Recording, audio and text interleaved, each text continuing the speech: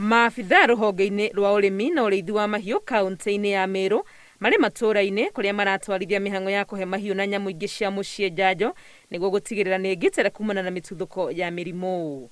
Our target is to vaccinate about 3,000 animals, and this is the cattle, the donkeys, the chicken, the dogs, the sheep and the goats.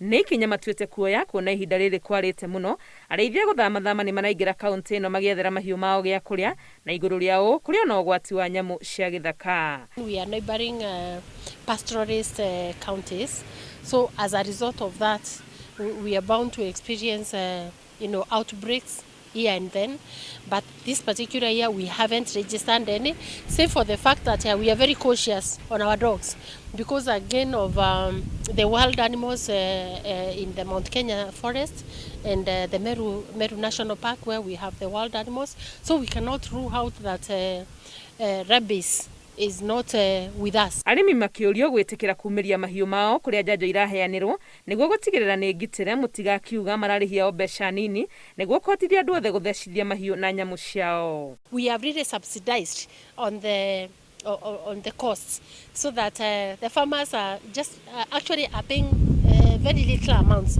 Like for the cattle they're just paying about 50 shillings.